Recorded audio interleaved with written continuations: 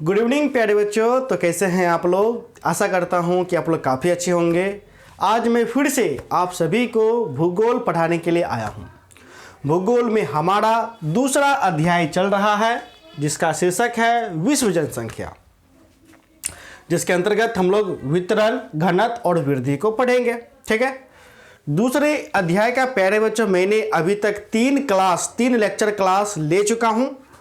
आज 4th lecture class है और ये लास्ट लेक्चर क्लास होगा। ठीक है, ये जो लेक्चर क्लास होगा ये लास्ट लेक्चर क्लास होगा। आज मैं आपको समझाऊंगा जनानकीकीय संक्रमण। क्या समझाऊंगा? तो प्यारे बच्चों जनानकीकीय संक्रमण आपने अभी तक कॉपी पेन नहीं खोला है तो खोल करके बैठ रहने जाइए और आज का पॉइंट लिखिए जनानकीकीय संक्रमण। जनानकीकीय संक्रमण को हम लोग लिखेंगे, अच्छे से समझेंगे, फिर समझने के बाद हमारा जो अध्याय है दूसरा अध्याय समाप्त हो जाएगा, अर्थात लेक्चर का जो कार्य है वो आपको समाप्त हो जाएगा। ठीक है। तो जनानकीकीय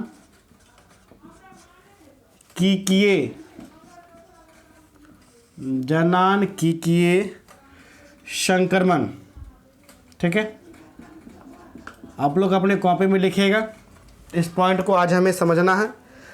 प्यारे बच्चों जनानकीकीय संक्रमण को हम लोग जनसांख्यिकीय संक्रमण भी बोलते हैं। जनसांख्यिकीय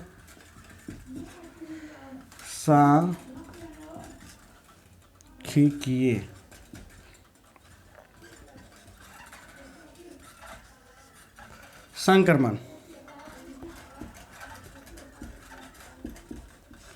ठीक है। तो आज हम लोग जनानकीकीय संक्रमण को अच्छी तरीके से समझने की कोशिश करेंगे। ठीक है प्यारे बच्चों, जनानकीकीय संक्रमण समझने से पहले मैं आपको बताना चाहूँगा, यदि आपने अभी तक हमारे पेड कोर्स में ज्वाइन नहीं कर रखा है तो आप अवश्य रूप से हमारे पेड कोर्स को ज्वाइन कर लीजिए। पूरे साल भर का मात्र आपको 1500 रुपये लगेंगे सभी विषय का, जिसमें चैप्टर वाइज पढ़ाए जाएंगे, चैप्टर वाइज नोट्स दिए जाएंगे, प्रश्नोत्तर में MVV क्वेश्चन बताए जाएंगे। अक्टूबर के अंत में कोर्स को समाप्त करने के बाद गैस क्वेश्चन दे करके रिवीजन भी कराए जाएंगे, अर्थात अभी से लेकर के एग्जाम होने तक पाँचों विषय का मात्र 1500 रुपये लगेंगे। जुड़ने के लिए आप हमें कॉल कर सकते हैं। हमारा नंबर है 70 61 50 45 52। इस नंबर पे कॉल करके हमारे पेड कोर्स में ज्वाइन कर लीजिएगा। ठीक है ना। तो हम लोग आते हैं जनानकीकीय संक्रमण पे। तो प्यारे बच्चों ये जनानकीकीय संक्रमण क्या है? तो सर्वप्रथम ये जो प्यारे बच्चों जनानकीकीय संक्रमण है यह एक नवीन सिद्धांत है। क्या है? तो नवीन सिद्धांत का मतलब होता है एक नया सिद्धांत है। ठीक है, एक नया सिद्धांत आपको है। ये बेसिकली ये जो सिद्धांत है यह सिद्धांत जन्म दर और मृत्यु दर को दर्शाता है। किसको? जन्म दर और मृत्यु दर, ये दोनों को क्या करेगा? ये दोनों को आपको दर्शाएगा। जन्म दर और मृत्यु दर को दर्शाएगा कि कितना जन्म दर है, किस क्षेत्र में कितना जन्म दर है और किस क्षेत्र में कितना मृत्यु दर है। इन दोनों को, जन्म दर और मृत्यु दर के दोनों के बीच एक समन्वय ताल बैठाएगा और इन्हीं के माध्यम से आपको यह बतलाएगा कि भविष्य में, ठीक है, भविष्य में किस देश का जनसंख्या कितना गति से बढ़ेगा या कितना गति से घटेगा। ठीक है, यानी भविष्य में होने वाले जनसंख्या परिवर्तन को ये जनानकीकीय संक्रमण आपको बतलाता है। ठीक है, अब भविष्य में या तो जनसंख्या बढ़ेगा या तो घटेगा, सिंपल सी बात है। यह आपको जनानकीकीय संक्रमण आपको बतलाएगा। तो जनसंख्या बढ़ने और घटने का जो मुख्य कारक जो होता है जन्म दर और मृत्यु दर, यह क्या करता है? तो आपको दर्शाता है। ठीक है। तो प्यारे बच्चों जो आपका जनानकीकीय जो संक्रमण है, यदि मैं इसकी अवस्था की बात करूं जनानकीकीय संक्रमण का, तो जनानकीकीय संक्रमण का 3 अवस्था होता है। कितना अवस्था होता है? तो प्यारे बच्चों 3 अवस्था। ठीक है, मैं एक ड्रॉ कर लेता हूं। ये आपका हो गया। हम लोग तीनों अवस्था को देखेंगे। Dot dot dot dot line कर दिया, एक लाइन यहाँ कर दिया, एक लाइन, ठीक है। ये मेरा हो गया उच्च, ये मेरा हो गया उच्च, ये मेरा हो गया उच्च नहीं, डायरेक्ट यहाँ पे इसको कर देते हैं प्रथम अवस्था, प्रथम अवस्था। दिख रहा है कि नहीं दिख रहा है? इसको मैं ब्लू कलर से लिख देता हूँ ताकि, या फिर इसको थोड़ा सा बड़ा कर देता हूँ, ठीक है। ग्राफ को समझना अत्यधिक जरूरी है, ठीक है। चलिए थोड़ा सा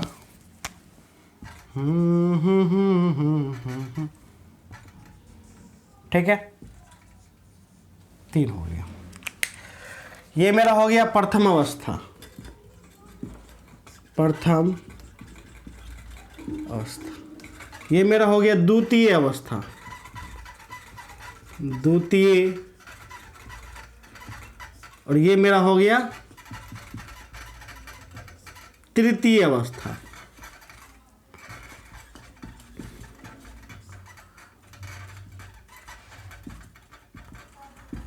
तीन अवस्था, प्रथम अवस्था, द्वितीय अवस्था, तृतीय अवस्था, ठीक है। इधर हमें क्या देखना है? इधर हमें देखना है जन्म दर और मृत्यु दर,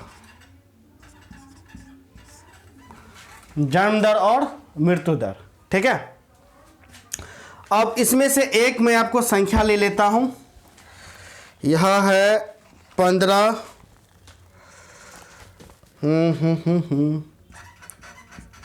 15 हो गया, 35 हो गया, ठीक है। वर्तमान में विश्व का, और ये आपका हो गया समय, ये हो गया आपका समय, ठीक है। बाकी चीज़ एकदम सही है। चलिए कोई दिक्कत नहीं। अब देखिए, ये प्यारे बच्चों मैंने 3 अवस्था को ड्रॉ किया, प्रथम अवस्था, द्वितीय अवस्था, तृतीय अवस्था, ठीक है। इस प्रथम अवस्था में आपको देखा जाता है कि जो एक ब्लैक कलर, ये जो ब्लैक लाइन है, ब्लैक कलर में मृत्यु दर, ये दर्शाएगा मृत्यु दर, ठीक है। और ये ब्लू को मैं लेता हूं, ये दर्शाया जन्म दर, ठीक है। जन्म दर आपको समझने के लिए, ताकि आप अच्छे तरीके से समझ सकें। तो प्रथम अवस्था में क्या होता है प्यारे बच्चों? मृत्यु दर और हमारा जन्म दर, और हमारा जन्म दर दोनों क्या होता है? तो प्यारे बच्चों दोनों का दोनों उच्च होता है, ठीक है। दोनों समान है, एक ही लाइन पर है, यानी ब्लैक और ब्लू एक ही लाइन पर है। तो प्रथम अवस्था में प्यारे बच्चों क्या होता है? जन्म दर और मृत्यु दर दोनों उच्च होता है। मैं यहाँ पर एक साइड से इसे मैं लिखने का भी कोशिश करूँगा ब्लैक कलर से। प्रथम अवस्था, यह डायरेक्ट ऐसे लिख देता हूँ। प्रथम अवस्था में क्या होगा? जन्म दर उच्च और मृत्यु दर, ये भी मेरा क्या होगा? उच्च, ठीक है। अर्थात प्रथम अवस्था में जन्म दर और मृत्यु दर दोनों का दोनों प्यारे बच्चों उच्च होता है। अब उच्च क्यों होता है, किस लिए होता है, इन्हें जानना अत्यधिक जरूरी है। क्योंकि देखिए, देखा गया है जिन क्षेत्रों में शिक्षा का अभाव होता है, क्या होता है? तो प्यारे बच्चों शिक्षा का अभाव होता है, साक्षरता दर काफ़ी कम होता है, या जो देश काफ़ी गरीब होते हैं, क्या होते हैं? तो प्यारे बच्चों काफ़ी गरीब होते हैं, जहां अत्यधिक वर्षा होता है। देखिएगा, जहां खास करके पहले देखना है साक्षरता दर में गिरावट आएगा, यानी कम पढ़ा लिखा होगा, पूरा लोग क्या अनपढ़, ठीक है, पूरा गरीब देश। तो वहाँ देखा गया है कि वहाँ जन्म दर एकदम अत्यधिक होता है। क्या होता है? जन्म दर अत्यधिक होता है, क्योंकि जाहिर सी बात है गरीब देशों में क्या होता है, जिस देश में शिक्षा नहीं होता है, गरीब देश होता है, वहाँ बाल विवाह ज़्यादा हो जाता है, यानी बच्चा, यानी कि बाल विवाह, यानी बचपन में ही उनका शादी हो गया, ठीक है, एक कारण। अब दूसरा कारण यह होता है कि वे लोग अत्यधिक बच्चे को जन्म देते हैं, जैसे 7, 8, 9, 10 इस प्रकार के उनका जो बेटा बेटी होता है ज़्यादा होता है। ठीक है, ऐसा देखा जाता है गरीब देशों में जहाँ शिक्षा नहीं रहता है, वहाँ आपको देखा जाता है। ठीक है, तो जिस कारण क्या होता है कि चूंकि इनके कारण जन्म दर तो बढ़ गया, इनके कारण क्या हो गया, तो प्यारे बच्चों जन्म दर आपको बढ़ गया। अब जन्म दर बढ़ने से क्या हो गया कि जनसंख्या तो उच्च हो गया, यानी जन्म दर उच्च होगा तो जनसंख्या में भी क्या होगा, धनात्मक परिवर्तन, अर्थात जनसंख्या मेरा बढ़ेगा। ठीक है, अब जनसंख्या भी बढ़ गया, लेकिन एक समस्या आ गया। समस्या यह देखा गया कि जनसंख्या तो बढ़ गया, लेकिन उन जनसंख्या में देखा गया कि जो देश गरीब देश है, साक्षरता नहीं है, और इनके अलावे यदि वहाँ अत्यधिक वर्षा होती है, क्या होती है, वर्षा होती है, या उन क्षेत्र में आदिवासी लोग ज़्यादा रहते हैं, जनजाति लोग ज़्यादा रहते हैं, तो वहाँ देखा गया है कि अत्यधिक बीमारी महामारी उत्पन्न होता है। बीमारी हो गया, महामारी हो गया, वो क्या होता है, तो प्यारे बच्चों अत्यधिक उत्पन्न होता है। ठीक है, क्योंकि जाहिर सी बात है जनसंख्या अत्यधिक होगी, घनत्व कम होगा, बरसात होगी, तो संक्रमण फैलेगा, और संक्रमण एक को फैलने से अनेक में जाकर के फैल जाएगा, जिस कारण क्या होगा कि मृत्यु दर वो अत्यधिक विकास होगा।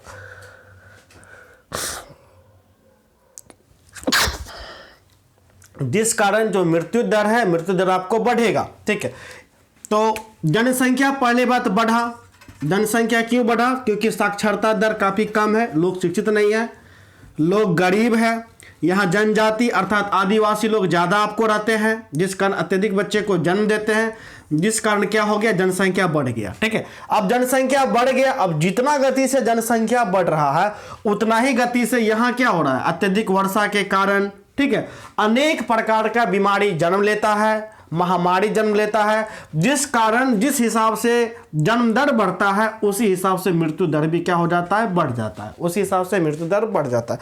परिणाम स्वरूप मृत्यु दर जन्म दर लगभग समान हो जाता है। अतः इस कारण प्रथम अवस्था में हम लोग देखते हैं, क्या देखते हैं, जन्म दर और मृत्यु दर दोनों उच्च अवस्था में होता है, यानी जन्म दर भी उच्च है और मृत्यु दर भी उच्च है। तो जिस कारण जो जनसंख्या है वह जनसंख्या धीरे धीरे क्या करती है, तो धीरे धीरे बढ़ती है, अर्थात जनसंख्या में परिवर्तन, वृद्धि तो होता है, धनात्मक वृद्धि तो होता है, लेकिन धनात्मक वृद्धि क्या होता है, धनात्मक वृद्धि कम होता है। ठीक है,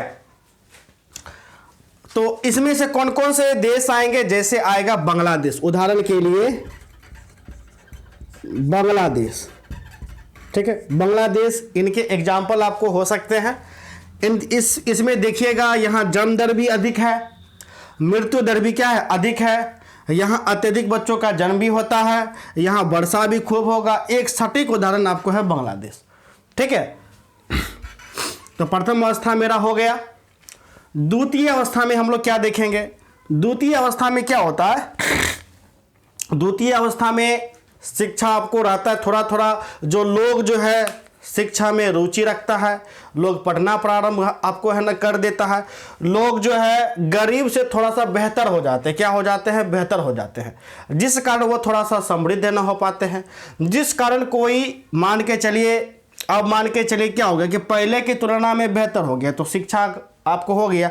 जैसे हम भारत की बात करें, पहले हमारा प्यारा देश भारत में क्या होता था कि सबका शादी बचपन में हो जाता था। ठीक है, अर्थात आप देखिएगा कि आपके पिताजी का शादी, मम्मी का शादी लगभग 18 साल में ही शादी हो गया होगा। ठीक है, लेकिन अब क्या आप 18 साल में शादी करिएगा, नहीं, क्योंकि भारत में शिक्षा क्या हो गई, शिक्षा हावी हो गई है, जिस कारण लोग जो है, जो जनसंख्या, जो आपका जो जन्म दर है, जन्म दर में आपको गिरावट आया है। जाहिर सी बात है, पहले लोग जहां 18 साल में शादी करता था, वहां अब लोग कहाँ, वहां अब लगभग लोग 25 वर्ष में शादी कर रहे हैं। कब, तो लगभग 25 वर्ष में शादी कर रहे हैं। लड़का के लिए यदि मैं बात करूं तो लड़का 21 साल में शादी करता है और लड़की 18 में। तो जिस कारण जो जन्म दर है, जन्म दर काफ़ी कम हो गया, जन्म दर क्या हो गया, कम हो गया। ठीक है, अब जन्म दर कम हो गया, लेकिन मृत्यु दर क्या मेरा बढ़ेगा, बिल्कुल नहीं बढ़ेगा, क्योंकि ये देश साक्षर है ना हो गए हैं, ये देश थोड़ा सा समृद्ध हो गए, जिस कारण कोई भी बीमारी आता है तो ये देश उस बीमारी के इलाज में तत्पर हमेशा खड़े हैं ना रहते हैं। ठीक है, तो जिस कारण क्या होता है कि जिस कारण जो मृत्यु दर है, मृत्यु दर भी स्वतः गिर जाती है। अर्थात इसमें क्या होता है कि धीरे धीरे जो जन्म दर है वो घटना प्रारंभ हो जाता है। जन्म दर और मृत्यु दर दोनों क्या हो जाता है, तो प्यारे बच्चों घटना प्रारंभ हो जाता है। अर्थात जन्म दर और मृत्यु दर में क्या होता है, तो गिरावट देखने को मिल जाता है। किसमें, तो प्यारे बच्चों द्वितीय अवस्था में। ठीक है, द्वितीय अवस्था में आपको जन्म दर में कमी आएगा और मृत्यु दर में भी क्या आएगा, तो प्यारे बच्चों कमी आएगा, यानी कि धीरे धीरे कमी आएगा, जिस कारण जो जनसंख्या है वो जनसंख्या धीरे धीरे बढ़ती है। जनसंख्या कैसे बढ़ती है, तो प्यारे बच्चों धीरे धीरे। इसका उदाहरण कौन कौन सा देश का हो जाएगा, इसका उदाहरण हो जाएगा पेरू। कौन सा देश का, तो प्यारे बच्चों पेरू का आपका हो जाएगा। ठीक है, उनके अलावा और भी देश की मैं बात करूं तो श्रीलंका और कौन हो जाएगा, केन्या। ठीक है, ये सभी ऐसे देश हैं जहां जन्म दर और मृत्यु दर यह प्रथम अवस्था की तुलना में क्या होता है, कम होता है। यह धीरे धीरे क्या, तो गिर रहा है। ठीक है, फिर इसलिए यहाँ का जो जनसंख्या है वो धीरे धीरे क्या होता है, तो धीरे धीरे धनात्मक परिवर्तन आपको देखने को मिलता है। तृतीय अवस्था में वे देश आते हैं जहां देखिएगा, तृतीय अवस्था में मुख्य तौर पे यह समझिए कि यहाँ मृत्यु दर और जन्म दर क्या होता है, तो भारी गिरावट आता है। क्या होता है, तो प्यारे बच्चों भारी गिरावट होता है। अर्थात जन्म दर बहुत कम, यानी नहीं जन्म दर क्या, ये जन्म दर जो आपको रहता है आपको कम रहता है। क्या, तो प्यारे बच्चों कम। जैसे कौन, जैसे यूएसए हो गया, कनाडा हो गया। यूएसए मतलब संयुक्त राज्य अमेरिका, कनाडा हो गया इत्यादि।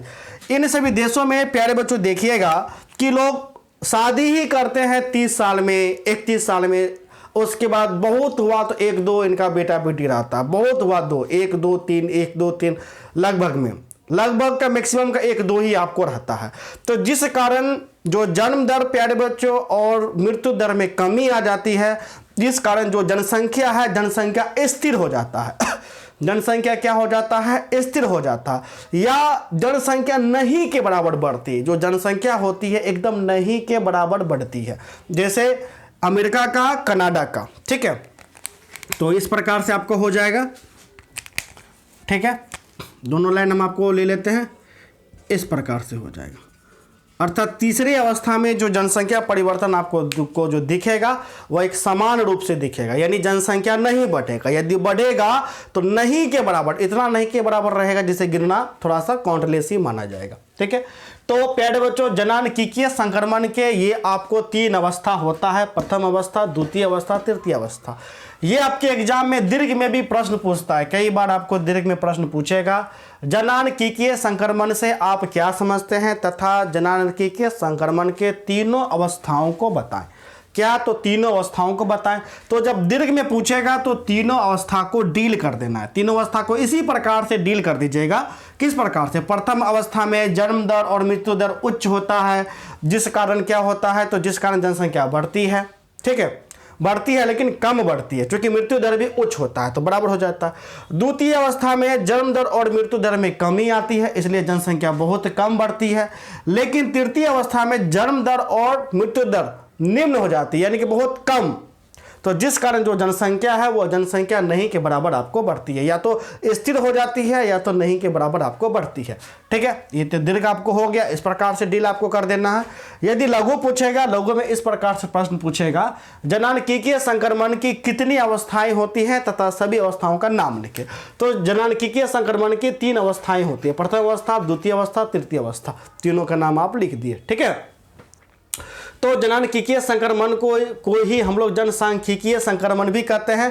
आपके एग्जाम में प्रश्न जननांगीय संक्रमण दे, जननांगीय संक्रमण से क्या समझते हैं या जनसांख्यिकीय संक्रमण से आप क्या समझते हैं, इसमें किसी भी प्रकार का कोई दिक्कत नहीं। दोनों क्या होता है, तो प्यारे बच्चों दोनों एक ही होता है। मैंने दूसरे अध्याय का हर एक पॉइंट को आपको समझा दिया। ऐसा कोई सा भी पॉइंट प्यारे बच्चों नहीं बच गया जिसे मैंने नहीं समझाया। सारे के सारे पॉइंट को मैंने काफ़ी अच्छे तरीके से समझा दिया। इसलिए अब मैं आपको प्रश्न उत्तर कराऊंगा। क्या कराऊंगा? तो प्यारे बच्चों प्रश्न उत्तर को मैं कराऊंगा। ठीक है, तो थोड़ा बहुत प्रश्नों को हम लोग देख ना लेते हैं, तो इसलिए थोड़ा सा मैं व्हाइट बोर्ड को साफ मैं आपको कर देता हूं।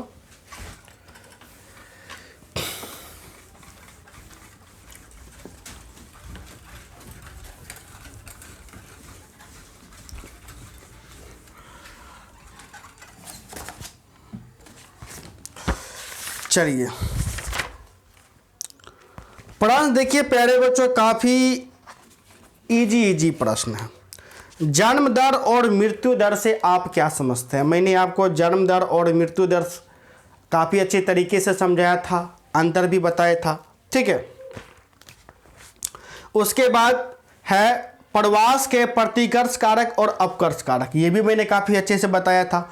मैंने प्रवास भी बताया था कि प्रवास किसे कहते हैं, मैंने शायद कल ही आपको बताया था। हाँ, कल ही तो मैंने बताया था कि प्रवास किसे कहते हैं।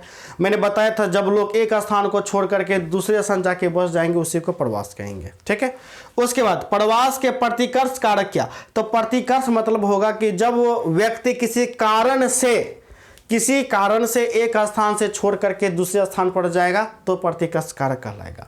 यदि आप गर्ल से मेरा वीडियो भी आप देख रहे हैं तो अभी तो आपका शादी नहीं हुआ है, लेकिन ये आप है, आपका शादी नहीं हुआ है, लेकिन आपका शादी हो जाएगा तो आप खूब कानिएगा। क्यों? क्योंकि आपको अपने घर को छोड़ करके मजबूरी में आप वहाँ जाइएगा जहाँ आपका हस्बैंड रहेगा। ठीक है, अर्थात जहाँ आपका क्या रहेगा, ससुराल आपका है ना हो जाएगा। ठीक है, तो ये क्या कहलाया? विवाह। विवाह भी किनके उदाहरण है? तो प्यारे बच्चों प्रतिकर्ष के ही उदाहरण है। क्योंकि विवाह के कारण क्या होता है कि लड़की जो है अपने मूल घर को छोड़ करके दूसरे जगह अर्थात जहाँ ससुराल होता है वहाँ जाकर के वो बस जाती है। तो ये क्या, ये आपका मजबूरी है, लड़की को तो जाना ही पड़ेगा। इसलिए विवाह भी किनके उदाहरण है? तो प्यारे बच्चों प्रतिकर्ष के उदाहरण है।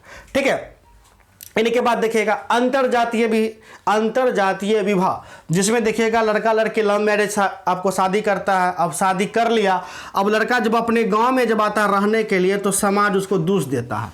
ठीक है, बहिष्कार देता है, या फिर देहात भाषा में बोलो तो उसको बार देता है। ठीक है, लड़का और लड़की को, और उसको भगा देता है। अब लड़का लड़की चूंकि अंतरजातीय विवाह है तो समाज उसको एक्सेप्ट नहीं करता है, तो लड़का लड़की क्या करता है, अपना मूल घर को छोड़ करके वो अपना जीवन जीने के लिए वो दिल्ली मुंबई में जाकर के बस जाता है। तो ये भी क्या हो गया, मजबूरी हो गया। तो ये भी आपका हो गया प्रतिकर्ष के उदाहरण हो गया। इसी के अंतर्गत मैंने अपकर्ष के भी कारक आपको बताए थे। अपकर्ष आपको क्या, तो जो स्वेच्छा से लोग एक स्थान से दूसरे स्थान जाएगा वो आपको अपकर्ष के कारक आपको कहलाएगा।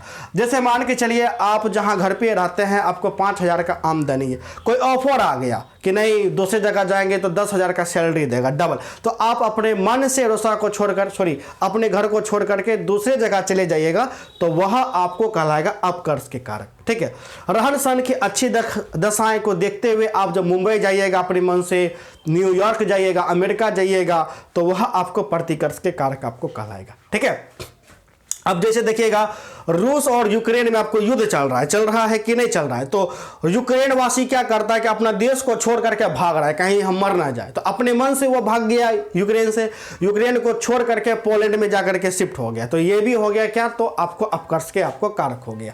ठीक है, तो ये भी हम आपको काफी अच्छे तरीके से बता दिए थे। ठीक है, दीर्घ में आपका जो प्रश्न निकल करके आता है, जननांकीय संक्रमण की 3 अवस्थाओं की विवेचना करें। मैंने अभी आपको तीनों अवस्था मैंने बताया। ठीक है, उसी को आपको लिख देना है। और दूसरा दीर्घ है, विश्व में जनसंख्या वितरण और घनत्व को प्रभावित करने वाले कारकों की विवेचना करें। मैंने इसे भी काफ़ी अच्छे तरीके से मैंने बताया था। मैंने बताया था कि विश्व में जनसंख्या परिवर्तन के घनत्व को प्रभावित करने वाले कारक निम्नलिखित हैं। पहला कारक है भौगोलिक कारक। ठीक है, भौगोलिक कारक के अंतर्गत मैंने आपको बताया था कि जल की उपलब्धता, जहां जल होता है वहीं लोग क्या करता है, निवास करता है। इसलिए प्राचीन विश्व का जो 4 सभ्यता देखिएगा, सिंधु घाटी सभ्यता, मेसोपोटामिया की सभ्यता, मिस्र की सभ्यता, ठीक है, ये सारा का सारा जो सभ्यता है वो एक नदी के किनारे ही आपको बसा था। ठीक है, जैसे सिंधु घाटी सभ्यता हड़प्पा, जैसे सिंधु घाटी सभ्यता सिंधु नदी, मेसोपोटामिया का जो सभ्यता था दजला और फरात के नदी आपको बसा हुआ था। मिस्र की सभ्यता यदि आप देखिएगा तो नील नदी के किनारे, चीन की सभ्यता पीली नदी के किनारे, ठीक है। तो जहाँ जल होगा वहाँ लोग निवास करेगा। इसके अलावा मैंने बताया था मिट्टी, जहाँ का मिट्टी उपजाऊ होता है वहाँ लोग रहना पसंद करता है। इनके अलावा जलवायु, जहाँ का जलवायु मानव के अनुकूल होगा वो वहाँ जा कर के रहेगा। इनके अलावा मैंने समतल मैदान, जहाँ का भूमि समतल होगा वहाँ लोग जा कर के रहेगा।